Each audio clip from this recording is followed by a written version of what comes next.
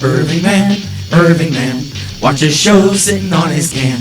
Tells a story, tells a joke, monetizes cause he's broke. Look out, here comes the Irvingman. In a mysterious building on the point of a coast somewhere, strange things are happening.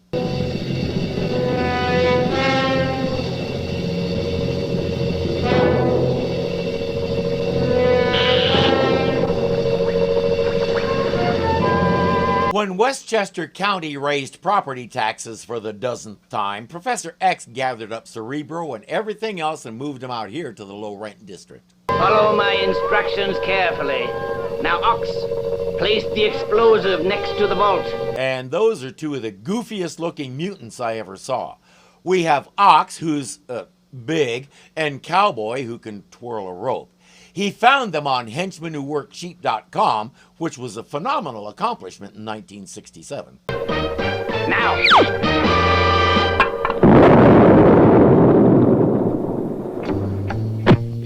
That came from the security building. I got a feeling I'm in time for a crime. In that vault are some top-secret blueprints for a new missile. Our villain assumes a foreign government will pay him enough for them that he can hire better henchmen. Watch it, Cowboy. Spiderman's outside the window. Alley-oop! You're a real swinger, Spider-Man. Maybe they'll pay him enough to get better jokes, too.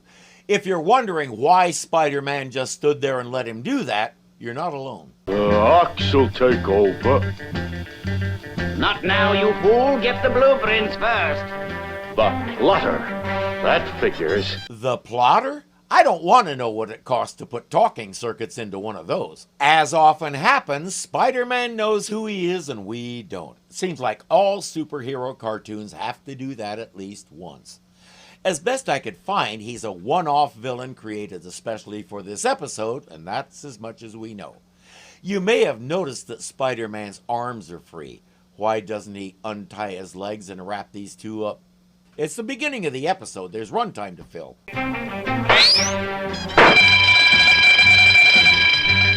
Don't just stand there. Grab the blueprints and get out.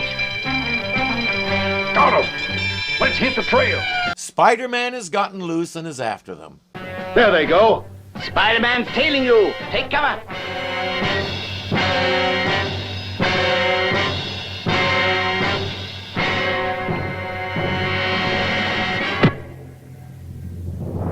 And this bird says to me, man, greet the day like a blade of grass.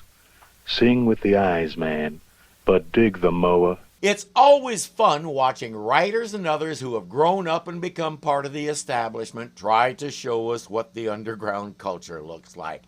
We're looking at a beatnik coffee house where the hep cats hung out and listened to avant-garde poetry like that.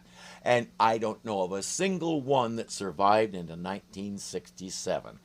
This place is about 10 years out of sync. By this time, the beatniks had pretty well gone the way of all things, replaced by the more radical hippies in the West and the yippies in the East. These folks wanted to drop out of modern society altogether and do their own thing. What prompted that? War. Vietnam. It's hard for you later generations to understand just how much that war dominated American thought. Today, we're used to seeing things like bombs exploding in downtown Kyiv, refugees huddling together with nowhere to go. That stuff is just basic TV news. In 1967, the idea of seeing a war as it was happening was totally new, and people were sickened by what they were seeing. Nightly reports, complete with video obtained instantly by satellite, showed us the reality that was killing our young men. A nation sick of war started saying, enough. You say it's in my interest to keep South Vietnam from becoming communist. I say it's more in my interest for my son to be alive, so bring him home, now. Establishment folks like Stan Lee, Steve Ditko, and John Romita didn't grasp that yet, so they're still giving us images that were more at home in the late 50s. This is the thing that the conservative establishment does. It sees something new, takes about 10 years to grasp what it is, and then hop on the bandwagon just about the time the bandwagon goes into the junkyard. So it has always been, so it will always be. But right now, Cowboy and Ox are trying to hide by fitting in with the other oddly dressed weirdos. Then the Old spider sense isn't tingling for nothing. They're here somewhere. Let's go. Well, what do you know? Stop him, Cowboy! Stop him! I'll get him, boss. I figure the reason he keeps letting Cowboy do that is because it's nice to make him think they have a chance. Good for the ego. The judges give Spider-Man a 9.4 in the Ox Throwing Championship. That puts him currently in second place. I'm gonna hog-tie you, Spider-Man, permanently. Much obliged, partner. Ah, he was just setting him up. Cowboy pulls a gun, and a bit of webbing takes that away from him, too. That's the second time in as many episodes that he's gotten rammed in the where he wasn't looking. I hope his suit has some extra padding, or Aunt May is going to wonder why he always eats dinner standing up. Ox, get the blueprints. What a time to run out of ammunition. Get him, Ox.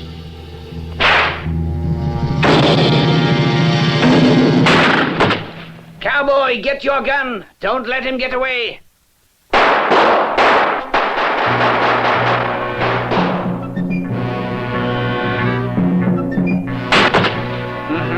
Well done. Return to headquarters. Don't finish the job and shoot him, unmask him, or anything else. Leave him there so he can track you down again later. Good villains. You big stupid ox! The key code blueprint is missing! Dig that flowing line like it's all soul, man. He must have dropped it.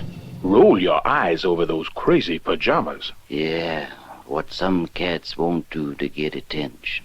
The 9 to 5 suit and tie crowd assumed that the beatniks and later the hippies dressed and acted the way they did for just that reason, to get attention. They were wrong, but it allowed them to write these people off without seriously considering what they were saying. Speaking of what they were saying, Peter Parker is a geek. That's not a bad thing, but it does mean he has nothing in common with these guys.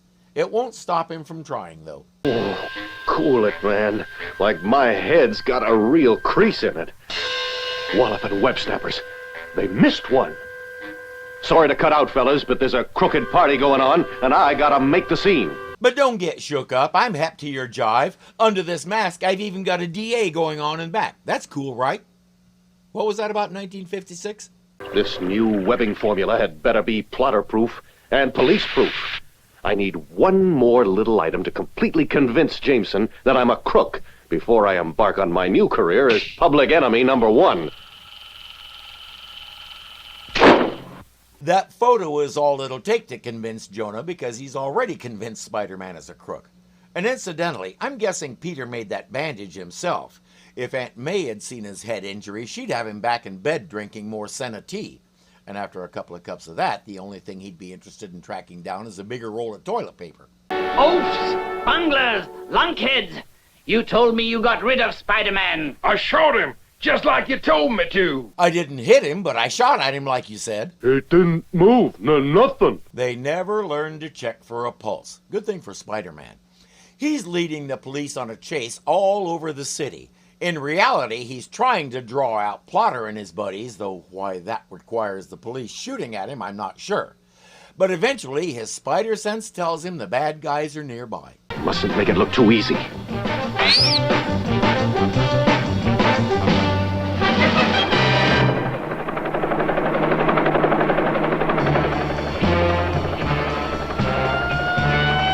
gotta get to him before the police do.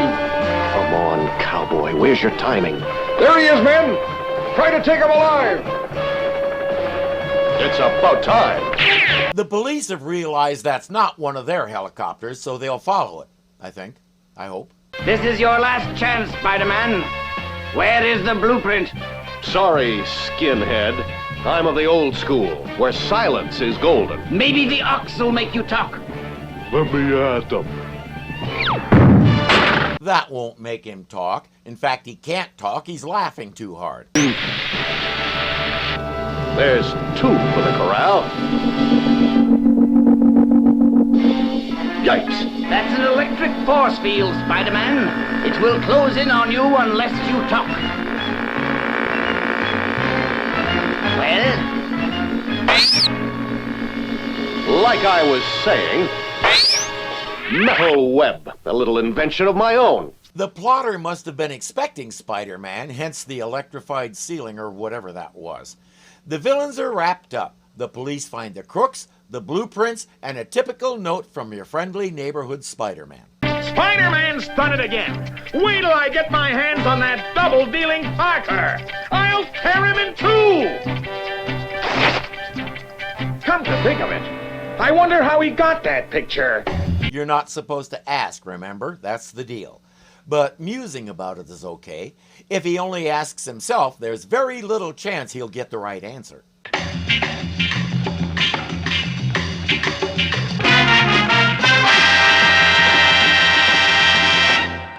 By the rally. Come on, read the line. They never learn to check for a pulse. Good thing. Draw out.